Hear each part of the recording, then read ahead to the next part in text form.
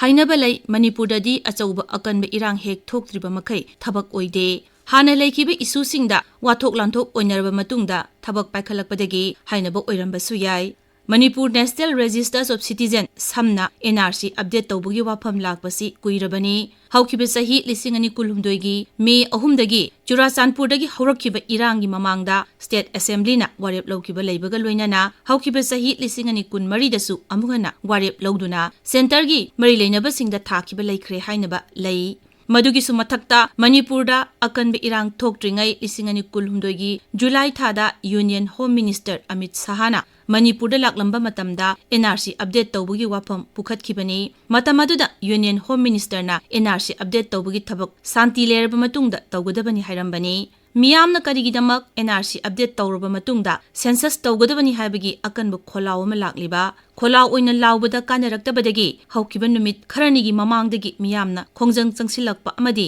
haujingna numit ninigi ban kawriba karigino haibasi amuk nawhongna na hainadrabasu yadi yarabani Manipur gi miyamna su civil society organization singna su census pangthokpada yaningdaba leite tawbadabu Manipur da lona yadaba mawongda changsilaklaga kokthokpa yadaba umang sing kokthoklaga khunda salaktuna yelongmi saduna lesilakpagi wafam su miyamna khangnare hanasu haiduna lai lepakopa numitasu dalidagi halakhiba hanagi chief minister N Birena Manipur da lona yadaba mawongda khun chamapan hena Nauna khunda silaktuna leire haiba wafam paumishingda thamkhrabani Manipurda illegal immigrant ki achauba issue leire demographic imbalance leire haibasi khangdama mi leiramlaroi haina khali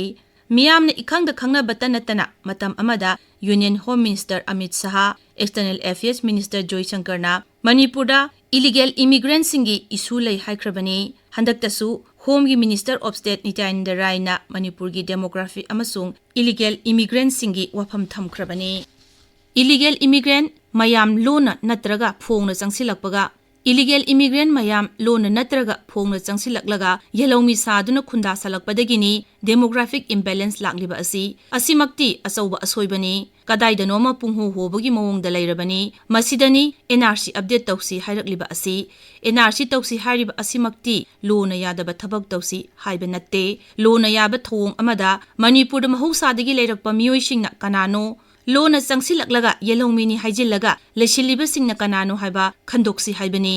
yumlona balaibakta sarangnaba phibam leibadagi thawaibu hinglabadi haiduna selaktuna changjafam lawribasing hekta koitan talasi haiba natte makhoibu miyoibagi minungsi yengduna leifam sana lehenduna refugee oina thamsi adubu narondabu oirabasu phongnabu oirabasu lona yadaba mawongda changsilaklaga yelhomini haijillaga mahausadagi leijaraklaba miyoisingna phanggadaba khudong chabasing loina lawnabu hotnariba lawriba miyoising sokfadraba umang kokthokduna tauningbada tauribasing migi lam munnabu hotnaribasingi mathaktadi thabak lokhotpham thoi masidi lamdam masida tungkoina chanagadaba santi porokpagi yamna maruoiba khongthang amani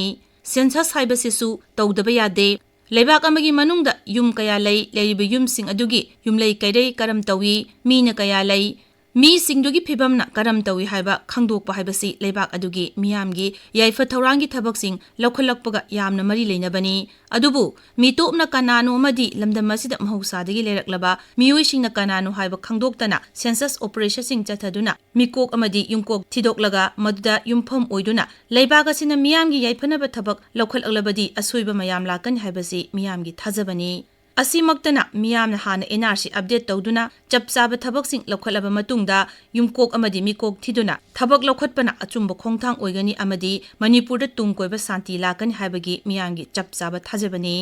Manipurdi tongan tonganba lining laisosingda thajaba tongan tonganba phurupsingna khundaba ningthiraba leisingna ningthina lenglaba lei parengumbani masida Hindu Muslim Christian haibagi wafamda nungsinadaba leite maitaini pangalni nagani kukini nepalini haibagi wafamda nungsinadaba natte nungsinadanabu hotnabasingna kana hotnabadagi nungsinadabani asigumba khangu thakta kana kanano kharana thohanlakliba nungsinadaba amana amagi mathakta leiba thajanadabasing lehendanaba thabak lokhotpada mitopna kanano mitopna tabana kanano haiba khangdopatai Ikai khumnaningai oiraba hanagi chief minister N Birena Union Home Minister Amit Shah unaruraba matungda miyamna apamba matungina center na thabak torokani haibagi thajaba lei haina phongdokpasu leire ꯂꯥꯛꯂꯤꯕ September 2ꯗꯒꯤ ꯍꯧꯒꯗꯧꯔꯤꯕ 12 ꯁꯨꯕ state ꯑꯦꯁꯦꯝꯕ꯭ꯂꯤꯒꯤ 9 ꯁꯨꯕ ꯁꯦꯁꯟꯗꯁꯨ ꯃꯤꯌꯥꯝꯒꯤ ꯑꯄꯥꯝꯕ ꯃꯇꯨꯡꯏꯟꯅ NRC ꯑꯃꯁꯨꯡ ꯁꯦꯟꯁꯁꯀꯤ ꯋꯥꯐꯝ ꯈꯟꯅꯗꯨꯅ ꯑꯅꯧꯕ ꯋꯥꯔꯦꯞꯁꯤꯡ ꯂꯧꯒꯅꯤ ꯍꯥꯏꯕꯁꯨ ꯂꯩꯔꯦ꯫ ꯐꯤꯚꯝ ꯑꯁꯤꯗ ꯂꯩꯉꯥꯛꯅ ꯃꯤꯌꯥꯝꯅ ꯑꯄꯥꯝꯕ ꯑꯗꯨ ꯌꯦꯡꯂꯒ ꯊꯕꯛ ꯂꯧꯈꯠꯀꯅꯤ ꯍꯥꯏꯕꯒꯤ ꯆꯞ ꯆꯥꯕ ꯊꯥꯖꯕ ꯑꯃ ꯃꯤꯌꯥꯝꯗ ꯄꯤꯕ ꯇꯥꯏ꯫ ꯂꯩꯉꯥꯛ ꯑꯃ ꯂꯩꯔꯤ ꯍꯥꯏꯕꯒꯤ ꯊꯥꯖꯕ ꯃꯤꯌꯥꯝꯗ ꯂꯩꯍꯟꯕ ꯇꯥꯏ꯫ ꯅꯠꯇ꯭ꯔꯕꯗꯤ ꯃꯇꯝ ꯁꯥꯡꯅ ꯑꯋꯥ ꯆꯩꯊꯦꯡ ꯅꯪꯗꯨꯅ ꯂꯥꯛꯂꯕ ꯃꯤꯌꯥꯝꯅ ꯍꯟꯕ ꯅꯥꯏꯗꯅ ꯃꯈꯜ ꯃꯈꯥ ꯀꯌꯥꯒꯤ ꯈꯣꯡꯖꯪ ꯆꯪꯁꯤꯜꯂꯛꯄꯗ ꯄꯨꯕ ꯊꯥꯡꯕ ꯉꯝꯗꯕ ꯑꯋꯥꯕꯁꯤꯡ ꯂꯩꯉꯥꯛꯅꯁꯨ ꯃꯤꯌꯥꯝꯅꯁꯨ ꯃꯥꯌꯣꯛꯅꯔꯛꯄ ꯌꯥꯏ꯫